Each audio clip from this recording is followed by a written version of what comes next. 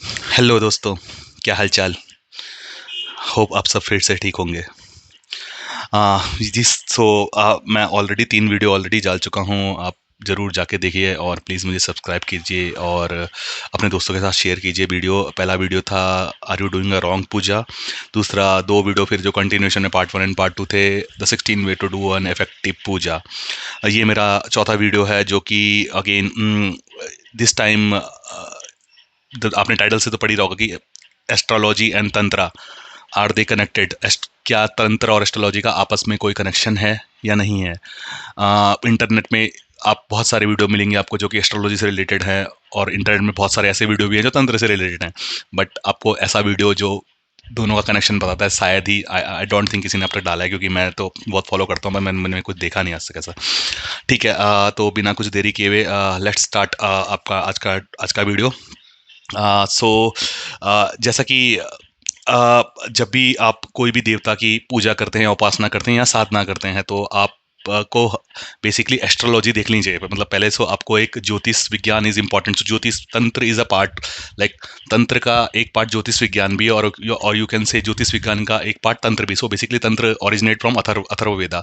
ठीक है, बट ज्योतिष विज्ञान इज अगेन अ साइंस, विज्ञान है जो कि एक उसका ही पार्ट। अगर आपने वो ट्री देखा होगा, वैदिक ट्री, जिसमें 4 वेद हैं, फिर पुराण हैं, वो सब है, उसमें ज्योतिष शास्त्र भी एक पार्ट है। मुझे एग्जैक्टली याद नहीं आ रहा वो कहाँ पे बैठता है, लेकिन वो उसका एक पार्ट है। ठीक है, and it's a very pure science. Jyotish is a pure science, and similarly tantra is also a pure science. So coming to the main point, if you सी,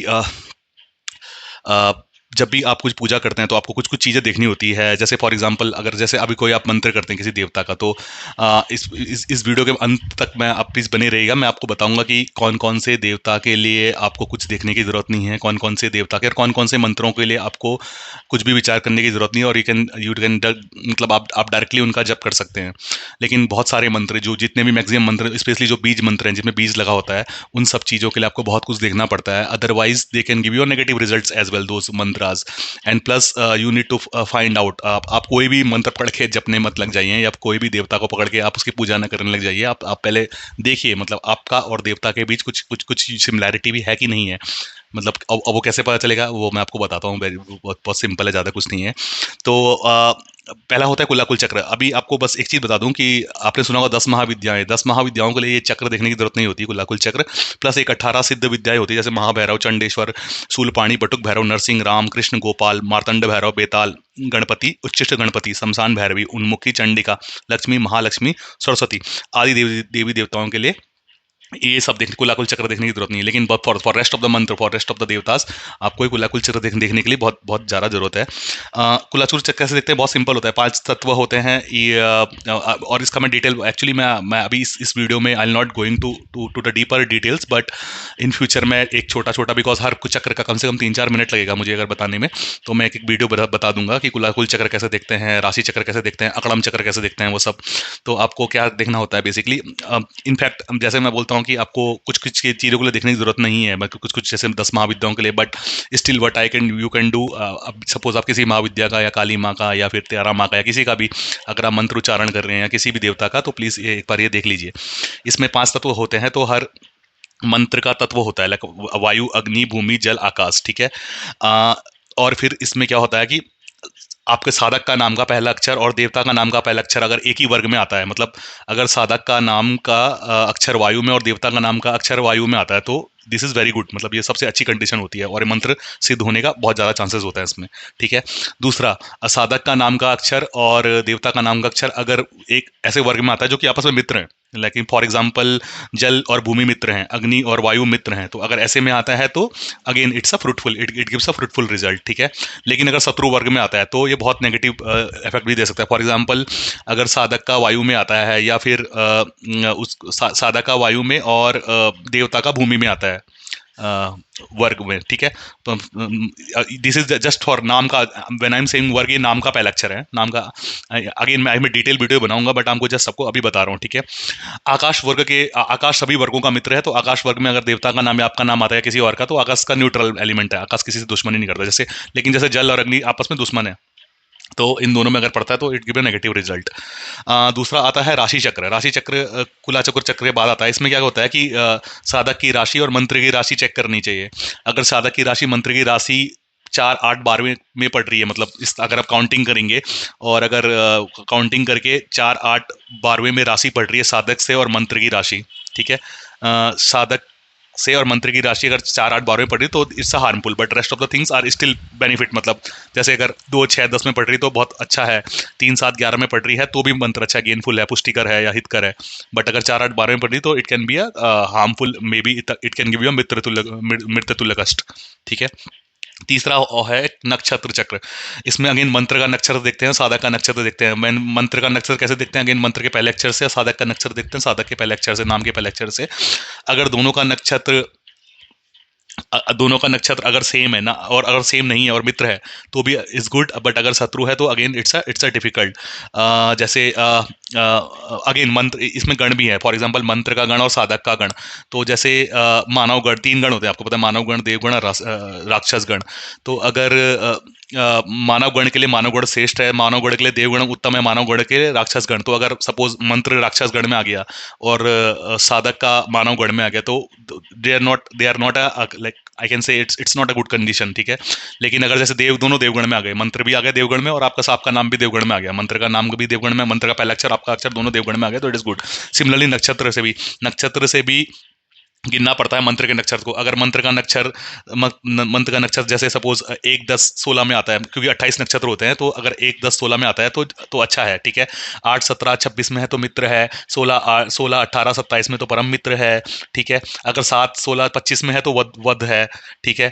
तो ऐसे ऐसे बहुत सारे हैं, विपत्ति है, ये सब है। तो ये just you need to consider this. Again ये सब आजकल लोग देखते नहीं होंगे, बट जब मैंने स्टार्ट किया था ये सब करना तो आई जस्ट इंश्योर कि सब कुछ at least falling in line. Usually जब आपको कोई देवता पसंद है, जब आप पे किसी देवता की कृपा होती है तो ऑब्वियसली और आपको कोई मंत्र मिलता है किसी से, तो ये चीज़ें हमेशा लाइन पे ही फॉल करेंगी। तो आप अभी नोटिस करना। One of the important other is Akadam chart. Akadam chart में क्या होता है कि अगेन ये ऐसा चार्ट होता है, इसमें अकड़म अक्षर डाल डाल के देखते हैं। उसमें क्या होता है कि अगेन प्रकोष्ठ, सो उसमें देखना पड़ता है कि साधक का नाम का अक्षर जिस कोष्टक में उस मंत्र से अक्षर वाले कोष्टक तक ही नहीं है। तो उसमें क्या करना, साधक के नाम का अक्षर प्लस मंत्र के अक्षर का नाम का गुण गिनना होता है। अगर पहले में है तो बहुत अच्छा मंत्र है, श्रेष्ठ मंत्र है, सिद्ध है। दूसरे में है तो साध्य है, अनुकूल है। तीसरे में है तो उत्तम है। चौथे में है तो विपरीत मंत्र है, ठीक है। 5वें में तो फिर से सिद्ध श्रेष्ठ है, ऐसे करके गिनना होता है, ठीक है। और 12वें में तो शत्रु है। 11वें में है तो अगेन उत्तम है। 10वें में तो अनुकूल है। 9वें में है तो श्रेष्ठ है। 8वें में तो अगेन जैसे राशि में नहीं होता 6 8 12, अगर 6 8 12 में तो ज़्यादा अच्छा नहीं माना जाता, लेकिन अगर नॉर्मल जैसे जो राशि के जो खाने होते हैं, जो अच्छे अच्छे खाने होते हैं, अगर उनमें काउंटिंग करके मंत्र दोनों सेम में आ रहा है, या फिर वहां से काउंटिंग करके वो सेम आ रहा है, फॉर एग्जांपल ए से लेकर डी तक 4 आ रहा है, तो अगर साधक का नाम है ए में आता है और मंत्र का नाम डी में आता है तो ये 4 हो गए, तो 4 इज शत्रु, ठीक है। तो आप समझ, this is the basic concept of Akram chart. तो एक सिमिलर अक्रम चार्ट की तरह था अकथः चक्र। अकथः चक्र में भी सेम वही कॉन्सेप्ट है कि साधक का नाम का मंत्र का, उसमें अगेन सेम साधक के नाम का अक्षर प्लस मंत्र के नाम का अक्षर जिस कोष्टक में आता है, ठीक है। तो यहाँ पे अक्षर अक्षर होते हैं सब में। तो ये again I take make a detail video in the future. मैं डिटेल वीडियो बना लूंगा जिसमें यू कैन इजीली सी कि आपके मंत्र का नाम का अक्षर प्लस आपका नाम का अक्षर कहाँ पे जा रहा है। मतलब व्हेन आई से नाम का अक्षर it means the famous name, ठीक है। तो जैसे पहले में तो सिद्ध है, दूसरे में तो साध्य है, तीसरे में तो सुसिद्ध है, चौथे में अगेन शत्रु है। वही 4 8 12 में आ गया तो फिर अगेन वो प्रॉब्लम है, ठीक है। एक और चक्र देखना होता है, वो होता है क्रेडिट डेबिट चक्र, और इसको बोलते हैं ऋणी धनी चक्र। तो ऋणी धनी चक्र में भी अगेन आपको एक कैलकुलेशन होती है। अगेन मैं अभी जब वीडियो लंबा हो रहा था मैं ज़्यादा नहीं बताऊंगा, लेकिन हाँ, इसमें आपको मंत्र का एक कैलकुलेशन, आपके नाम का कैलकुलेशन करना होता है, फिर एक निकालना होता है डिवाइड करके कि कितना बच रहा है, ठीक है। तो उस हिसाब से आपको एक वो लगाना पड़ता है कि ज़्यादा बच रहा है कम बच रहा है। अगेन इसका मैं डिटेल बता दूंगा, तो देन आपको पता चलेगा कि मंत्र अच्छा है या खराब है, ठीक है, ठीक है। Coming to the last point, exception. Exception कौन कौन से, अभी कौन कौन से मंत्रों में ये नियम एप्लीकेबल नहीं होते हैं, ठीक है। तो ऐसे मंत्र जो कि आपको सपने में मिले हैं, ठीक है। ऐसे मंत्र जो कि किसी स्त्री साधक द्वारा मिले हैं, ठीक है, लेडी से मिले हैं, जो साधक होती है, जो पाठ पूजा करने वाली होगी लेडी, उससे मिले हैं। ऐसा मंत्र जो 20 अक्षर से बड़ा हो, ठीक है, ऐसा मंत्र जिसमें 3000 अक्षर हो, ठीक है, वो भी इस पे नहीं आता, वो मतलब दिस इज एक्सेप्शन, मतलब ये आप बिना इसके जप सकते हैं। ऐसा समस्त वैदिक मंत्र, जितने भी वैदिक मंत्र आप जप सकते हैं, अष्टाक्षर मंत्र, पंचाक्षर मंत्र, एक बीज मंत्र, तीन बीज, दो बीज मंत्र, तीन बीज मंत्र, सर जिस मंत्र में एक बीज है, जिसमें दो बीज हैं, जैसे जैसे जैसे ह्रीम क्लीम, एक अगर आप ह्रीम ह्रीम जप रहे हैं तो एक बीज है, हिम ह्रीम क्लीम जप रहे हैं तो दो बीज है, ह्रीम क्लीम श्रीम जप रहे हैं तो तीन बीज है। तो ऐसा मंत्र भी तीन, एटलीस्ट अप टू तीन बीज, ये सब में नहीं आता, तो तीन बीज तक जपते हैं तो नहीं आते। कोई भी मंत्र जो श्री कृष्ण का मंत्र है वो भी अगेन इससे एक्सेप्शन है, मतलब आप उसको आराम से जप सकते हैं, ठीक है। अगेन आगे इसमें मैंने नोटिस नहीं किया, आई थिंक वीडियो बड़ी हो रही है, तो maybe I take in the next video, but I quickly मैं बता देता हूँ। इसमें महीना भी देखना होता है, लाइक कौन से मंथ में, जैसे जैसे अगर तांत्रिक मंत्र करने हैं तो उसके लिए माघ एंड फाल्गुन मास अच्छा होता है। मल मास में कोई भी मंत्र नहीं करना चाहिए।